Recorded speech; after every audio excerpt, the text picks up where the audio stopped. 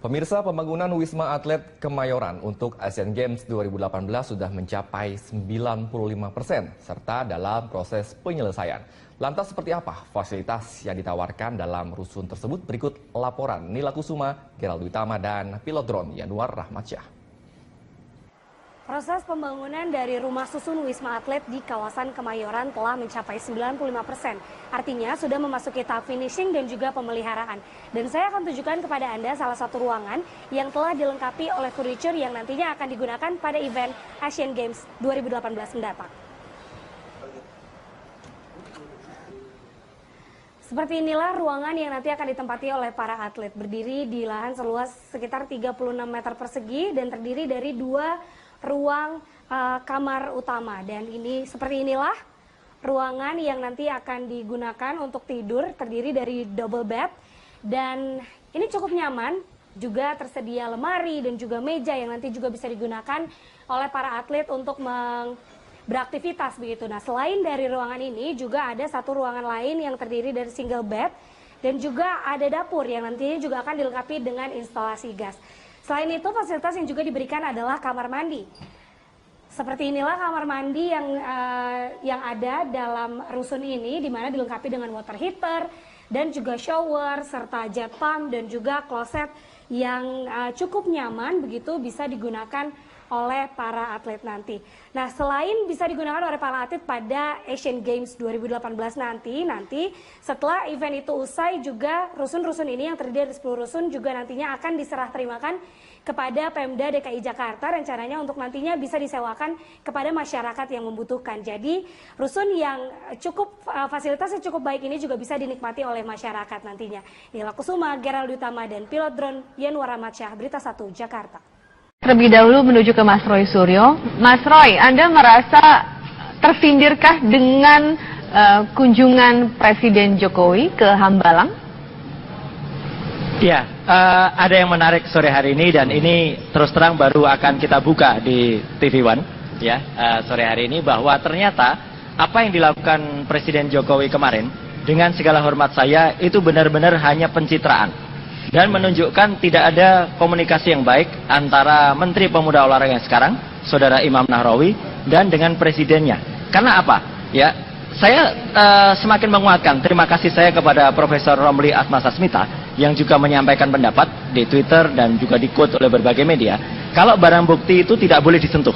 Berarti memang zaman saya dulu, tahun 2013, 2014, dikuatkan dengan hasil rapat panitia kerja DPR tertanggal 24 Juni 2014, itu memang pemerintah dibintang waktu itu, jadi artinya anggaran tidak boleh keluar dan bahkan tidak boleh meneruskan. Jadi memang tidak bisa diteruskan, wajar kalau stop. Tapi ini yang menarik, ya, saya alhamdulillah diberitahu oleh beberapa mantan staf kantor saya yang masih cinta Republik ini, mereka memberitahu saya bahwa sebenarnya Hambalang itu boleh diteruskan kembali dan sudah ada surat kepada KPK tertanggal 29 Juli 2015. Artinya 8 bulan yang lalu, ini ada buktinya, ada beritanya, Menteri Pemuda Olahraga bahkan sudah statement waktu itu, 8 bulan yang lalu Kemenpora sekarang di bawah Kementerian Pemuda Olahraga Imam Nahrawi itu harusnya sudah bisa membangun Hambalang. Kenapa baru 8 bulan berikutnya Presiden Jokowi datang ke Hambalang? Ada apa ini? Kenapa? Mas Suryo melihat ini kan Mas menarik Roy sekali. Nah, Artinya ini sesuatu yang tidak bagus lah untuk Jokowi ya. Apalagi datang itu dengan geleng-geleng kepala, seolah-olah tidak tahu apa-apa. Padahal apa? Padahal ya memang tidak tahu, karena apa yang dikemukakan tadi soal ini untuk apa, untuk sekolah atau untuk pemanfaatan dan lain-lain, itu sudah ada semua 26 halaman lengkap dalam laporan panitia kerja Hambalang. Saya yang sedih apa? Di samping Jokowi itu ada Pak Basuki, Menteri PUPera, ada Pak juru bicara KPK dulu, ya, Pak Johan Wahyudi, ada Menteri Pemuda Olahraga. Mereka itu harusnya tidak membiarkan presiden yang kita hormati itu kemudian tampak terjerumus, tampak tidak tahu apa-apa di tengah padang ilalang. Ini yang menurut saya, cinta saya kepada Presiden Jokowi, tolonglah menteri-menterinya jangan, atau pembantu-pembantunya jangan menjerumuskan. Jadi saya justru sedih melihat ini. Itu pendapat saya, Mbak Mita. Oke, Mas Roy, ini di sini juga ada Bang Jalintar Simbolon dari LBH Bara JP. Ya. Abang mendengar langsung tadi ya dari yang disampaikan oleh Mas Roy Suryo, tanggapan Anda seperti apa? Ya, kalau kita lihat bahwa apa yang dikerjakan Jokowi adalah menyelesaikan pekerjaan kotor yang diselesaikan rejim atau presiden sebelumnya. Kalau saya bilang cuci piring masih terlalu bersih, tapi lebih daripada cuci piring yang dilakukan oleh Jokowi. Kenapa baru sekarang? Kenapa baru sekarang? Tadi sekarang katanya 8 bulan udah bisa harusnya persoalannya adalah bahwa menyelenggarakan negara itu tidak seperti membalik tangan. Perlu perencanaan, pengalokasian dana, pengkajian, tindakan, pelaksanaan, evaluasi. Ini bukan bagian dari sindiran Pak Jokowi ketika dikritik oleh Pak SBY? Saya tidak melihat ini bahwa apakah ini balasan sindiran atau tidak. Apalagi simbol-simbol daripada keyakinan akan sebuah perjalanan politik. Tapi saya melihat bahwa Pak Jokowi mempunyai rencana yang matang soal pekerjaan PR yang ditinggalkan oleh rejim sebelumnya. Itu Hambalang. Ini mohon maaf, boleh saya potong? Sebentar Mas Roy, sebentar Mas Roy. Sangat Oke, silakan. kelihatan di mata kita yang sampai sekarang itulah peninggalan rejim sebelumnya. Nah, ketika dibilang itu pencitraan, bukankah sebenarnya SBY yang bercitra diri yang menyatakan bahwa anggaran yang disiapkan oleh pemerintah sekarang terlalu besar, padahal itu adalah sudah atas persetujuan DPR dan seterusnya itu. Oke. Ya, Mas Roy? baik. Mas Roy, silakan. Silakan Mas. Ya, saya berterima kasih ya pandangan Mas Julian mungkin boleh-boleh saja, tetapi ini kan kontradiktif ya dengan apa yang dikemukakan Pak Jokowi. Kalau tadi dikatakan ini sudah melalui perencanaan yang matang dan lain sebagainya, beliau sering mengatakan untuk menyelesaikan pada perizinan zaman dulu butuh 3 tahun, sekarang hanya butuh 2 jam gitu. Lah kalau hanya untuk mengkaji Hambalang yang izinnya ternyata sudah keluar pada tanggal 29 Juli 2015. Kenapa baru kemarin datang ke Hambalang? Dan mohon maaf sebelumnya, Pak Jokowi tampak tidak tahu apa-apa di situ. Karena apa? Karena masih menyanyikan ini nanti bisa digunakan untuk sekolah. Ini nanti harus ditanyakan ke Menteri PU. Ini nanti bisa digunakan, harus diteliti dulu. Itu semua sudah ada. Sudah ada kajiannya lengkap 26 halaman dari Panitia Kerja Hambalang di Komisi 10 DPR RI tertanggal 24 Juni 2014. Jadi dengan segala hormat saya ya, saya pun men-tweet langsung kepada Pak Jokowi. Sudahlah, stoplah pencitraan. Kalau memang ingin kerja ya kerja. Dan kemarin saya dengar, ini bocoran juga. Ternyata kan kemarin sebenarnya tidak mau ke situ, mau meninjau venue, tapi tiba-tiba belok ke Hambalang dan kemudian tanpa persiapan ke situ. Ini kan tidak bagus ya. Saya sangat hormat kepada Presiden Jokowi. Saya justru menyayangkan kinerja para menterinya atau para pembantunya yang menjerumuskan Presiden Jokowi untuk kemudian malah membuat statement dengan geleng-geleng kepala.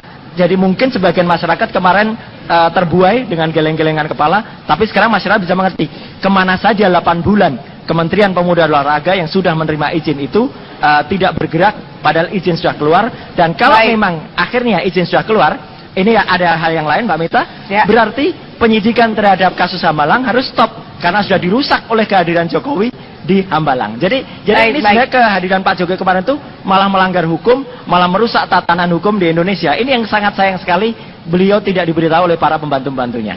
Baik, nanti kita lanjutkan perbincangan ini. Kita boleh nanti tanggapnya di segmen berikutnya. Kami akan kembali saat lagi. Oke. Abang gimana?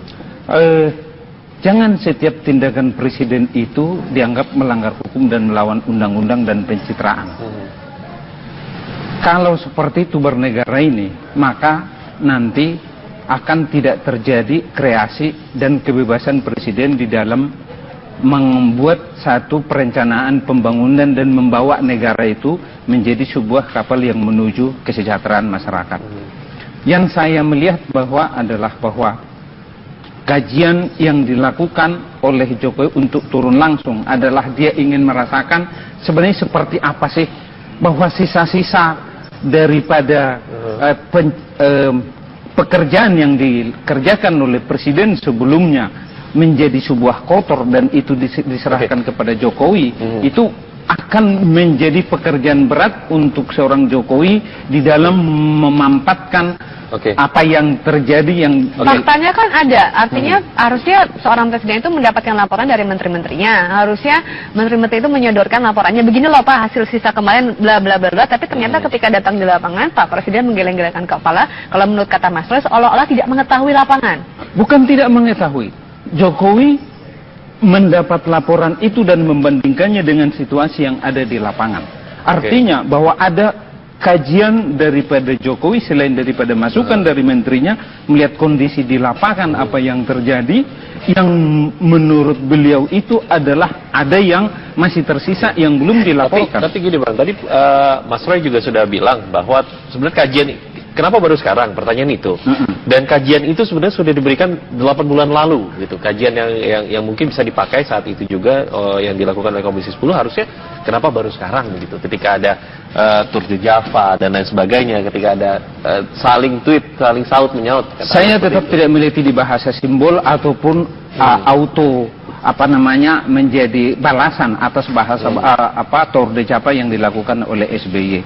Justru saya melihat itu adalah SBY membuat satu citra lain lagi untuk melanggengkan kekuasaan dan politiknya dengan mengkritik dan Tour de Java atau apalah namanya. Tapi Jokowi kembali ke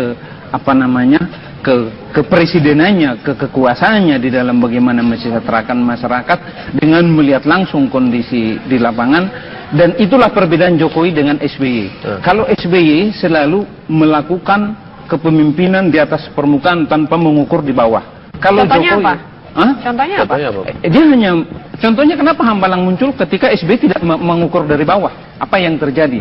Nah, Jokowi melihat dari bawah dulu, baru sesudah itu mengukur ke permukaan. Artinya apa? Jangan sampai ada laporan yes man atau ABS dari bawah ke atas yang tidak bisa diukur oleh seorang presiden. Jokowi telah menjadi antitesis, antagonis untuk kepemimpinan SBY, tidak bahasa permukaan, tidak kepemimpinan di atas permukaan, tapi kembali dari fondasi dari awal. Baik, Mas Roy, silakan Mas Roy. Oke, baik. Mas Roy masih terkendala komunikasi. Terakhir deh Bang Jalintar, kalau melihat dari apa yang terjadi antara di Hambalang antara Pak SBY dengan Pak Jokowi, ini kira-kira kedepannya apakah mungkin Pak Jokowi juga akan melihat proyek-proyek yang barangkali terbengkalai di masa Pak SBY, tapi dijawabnya nanti barangkali ya. Siap. Sambil kita tetap menunggu komunikasinya dengan Mas Roy Suryo saat lagi. Kita akan lanjutkan perbincangan, kita akan menuju ke Mas Roy Suryo. Mas Roy, tadi dikatakan oleh Bang Jalintar bahwa ini sebenarnya antitesisnya dari Pak Jokowi. Kalau Pak Jokowi melihat dari bawah, sedangkan Pak SBY justru yang membuat pencitraan gitu. Bagaimana tanggapan Mas Roy? Apa enggak kebalik, ya? Pak Presiden SBY ke-6, Presiden ke-6 SBY waktu itu melihat juga meskipun dari atas juga dari bawah. Ini terbukti dengan ketika waktu itu ada kebijakan-kebijakan, ada KUR, BLT dan lain sebagainya. Sekarang lihat kebijakan kereta cepat bohongan itu ya, kecebong itu, kereta cepat abal-abal Jakarta-Bandung itu, yang akhirnya baru izinnya keluar, padahal itu izinnya awalnya hanya sekitar 5 km dari 165 km. Itu apa melihat dari bawah? Nggak ada orang bawah yang butuh kereta cepat seperti itu. Itu pun hanya akhirnya kan orang sekarang bisa baca, hanya digunakan untuk pengembangan kota baru Walimi, yang nanti kota baru itu digunakan untuk pengembangan real estate. Jadi kan artinya orang publik bisa membaca sekarang apa sebenarnya yang terjadi dengan Pak Jokowi ini gitu loh. Saya pernah sangat dekat dengan beliau ketika SMK. Dulu saya yang menyopiri SMK itu dari Solo ke Jakarta. Saya tahu persis lah siapa Pak Jokowi sebenarnya. Saya ingin Pak Jokowi itu kembali ke figur Pak Jokowi sebagai seorang yang memang seperti dulu. Ya, saya sadar betul dulu itu orang yang sangat baik Pak Jokowi. Tapi sekarang pembantu-pembantunya ini, rezimnya ini yang parah. Kasihan. Gini Mas Roy. Kita jangan lari dari topik. Maksud saya adalah bahwa bukan persoalan dekat atau tidak dekat, tapi apa yang menjadi persoalannya kan Hambalang. Sebentar dulu, saya masih bicara. Apa yang menjadi Pak Jokowi program daripada yang pernah dilakukan oleh SBY, entah BLT, itu adalah hanya di permukaan. Dalam kenyataannya itu banyak salah sasaran dan tidak bisa dilaksanakan. Karena apa? Tidak ada alat ukur yang bisa dibuat oleh pemerintahan sebelumnya apa ukuran keberhasilannya. Muncul Jokowi bukan pencitraan tapi melihat dari bawah. Itu yang terjadi. Maksud saya begini. Ini maksud saya begini. Mas Roy, gini. Tanya rakyat. Sebentar. Bahwa siogianya seorang mantan presiden yang 2 kali berkuasa, dia hanya menjadi seorang yang arif, yang mengayomi bagaimana pemerintahan sebelumnya. Itu yang dilakukan oleh mantan-mantan presiden di seluruh dunia. SBY tidak perlu bercitra diri lagi, karena rejim dia sudah melakukan 2 periode dan masyarakat bisa menilai seperti apa. Nah, sekarang Jokowi tidak perlu diberikan kritik, diberikan semacam simbol bahwa apa pekerjaan yang telah dilakukan SBY yang belum selesai dalam tanda petik yang masih kotor diselesaikan oleh Jokowi dengan cara yang arif. Masih banyak ya? Oh, masih banyak. Selain Hambalang masih banyak nih? Masih banyak. Kasus Hambalang, Wisma Atlet, masih Hambalang, banyak Wisma Atlet. PR-PR yang masih belum selesai, yang itu menjadi lebih dari mungkin tidak hanya sekedar cuci piring, Mas Oke, Roy, baik, silakan. tapi bisa lebih dari cucian lain atau Iya. kurang. Mas Roy, Mas Roy, silakan. Pak Jokowi ini harus Oke. banyak cuci piring Oke, katanya nih. nggak usah buka. Kalau buka-bukaan, Pak Jokowi itu banyak sekali yang nggak selesai. Transjakarta banyak bermasalah. Proyek deep tunnel yang tidak Baru ada setahun. sampai dengan sekarang. Ingat, baru setahun lebih. Nah, ukurannya jangan setahun 2 tahun. Ini pengamat ukurannya kayak gini repot juga kita ya. Gitu. baru Fair lah setahun. gitu. Tanyakan ke rakyat. Tanyakan. Anda jangan potong bicara saya. Saya tadi nggak potong bicara silakan, Anda juga Mas loh Roy. ya. Jadi artinya sekarang apa? Apa yang dilakukan kemarin, kita fokus ke Hambalang saja. Apa yang dilakukan Presiden Jokowi kemarin itu benar-benar pencitraan. 8 bulan ternyata menterinya sudah mendapatkan laporan. Tanggal 24 Juni 2014 sudah ada semua yang dibaca Pak Jokowi kemarin. Itu sudah ada.